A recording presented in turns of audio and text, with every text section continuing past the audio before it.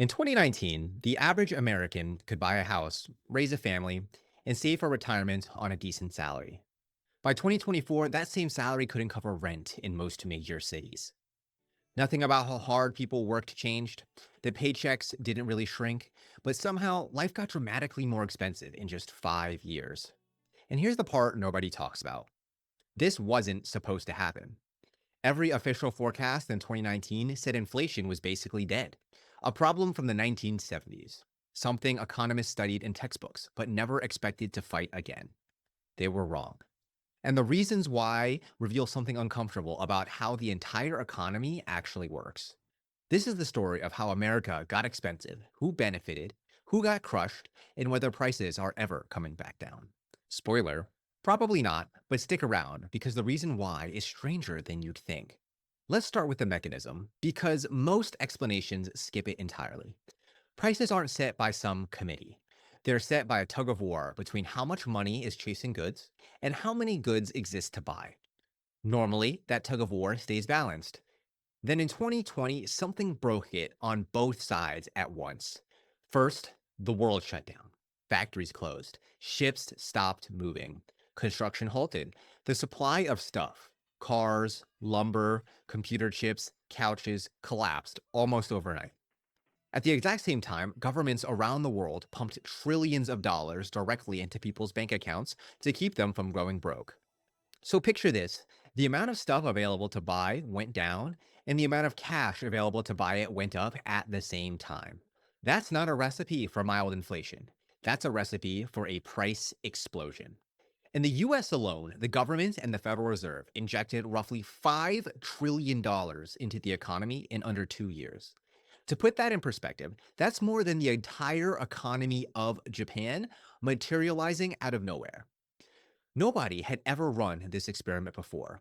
Not at this speed, not at this scale. And for a while, it actually seemed to work. Now, here's where it gets interesting, because this is where the experts were wrong part comes in. In 2021, the people in charge of the US economy, the Federal Reserve, told everyone not to worry.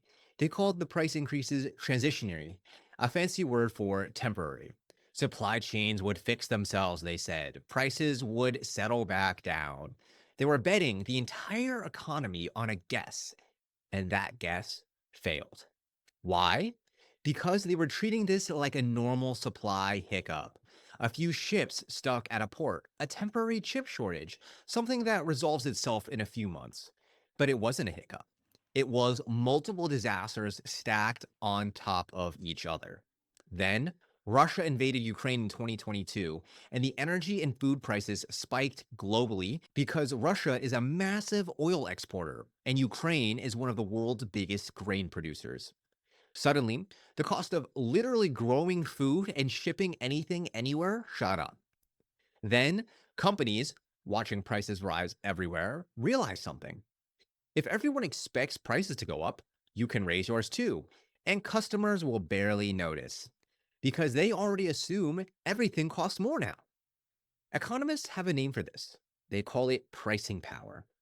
Companies didn't just react to inflation, some of them used it as cover. Internal earnings calls from major consumer brands during this period openly discussed raising prices beyond what their costs actually required, simply because the environment allowed it. Profit margins for some of the largest companies in America hit record highs in 2021 and 2022, at the exact moment regular people were struggling the most. So now you've got three things colliding: broken supply chains, a war disrupting energy and food, and companies quietly taking advantage of the chaos. The Fed's transitionary guess didn't just fail, it was off by years. By the time the Fed admitted it had misjudged the situation, inflation had already spiraled to levels not seen since 1981. So they panicked, and they did the only blunt tool they had. They jacked up interest rates. Fast, faster than almost any point in modern history.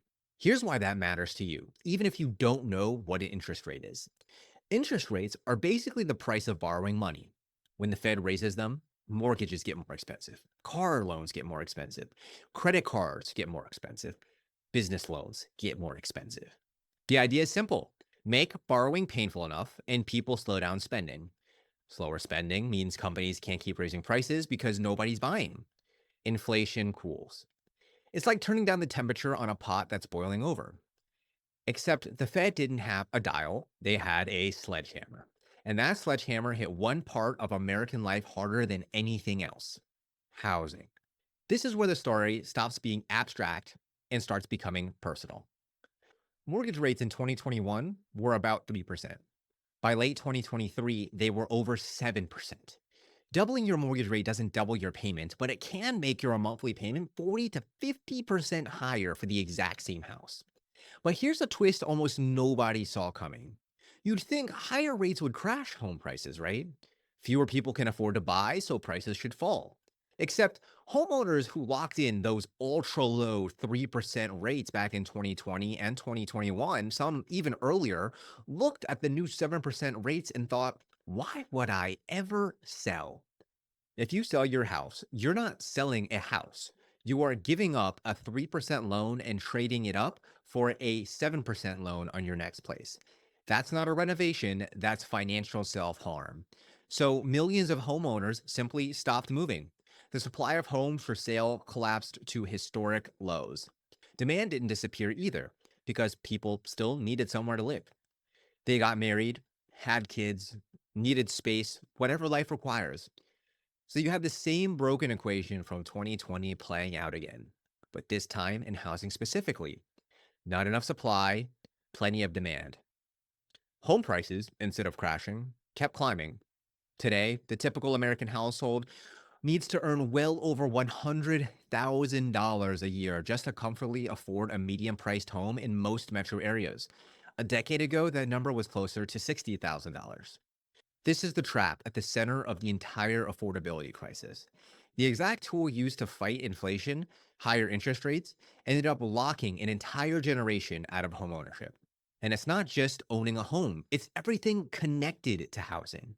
Rent prices follow home prices because if people can't buy, they rent instead, which pushes rental demand and rental prices up too. Construction slowed because builders also have to borrow money at those same high rates. So it became more expensive to build new homes, which kept supply low, which kept the cycle going. This is the part where you realize the system isn't broken by accident. It's interconnected in a way that makes the problem reinforce itself. It's like a traffic jam caused by one stalled car. Even if that car gets towed, the jam doesn't instantly clear because everyone behind it slowed down and everyone behind them slowed down too. The original cause is gone. The consequences linger for hours. America's affordability crisis is that traffic jam. It's that stalled car. The pandemic, the war, the panic has mostly cleared, but the ripple effects are still backed up for miles. So here's the bigger question this raises. If the original causes are mostly resolved, why haven't prices gone back down? This is the part that surprises most people. Prices going back down is called deflation, and deflation almost never happens to an economy. Prices don't typically fall, they just rise more slowly. Think about it like a balloon. Inflation is air going into the balloon. The Fed's interest rate hikes didn't pop the balloon and let the air out, they just slowed down how fast more air was going in. The balloon is still big, it's just not getting bigger as fast. This matters because it means something uncomfortable. That $7 box of cereal that used to cost $4 is probably staying at $7 forever. Wages might eventually catch up. Prices almost never go back down. There's actually a term economists use for this: sticky prices. Once companies raise prices and consumers keep buying away, there's zero incentive to lower them again. Why would you give up profit you've already proven people will pay? So, who actually won and who actually lost in all of this? Homeowners who bought before 2020 won because their homes appreciated massively and their mortgage payments stayed locked in at low rates. Large corporations with pricing power won, posting some of the highest profit margins in decades while blaming inflation for price hikes that often exceeded their actual rising costs.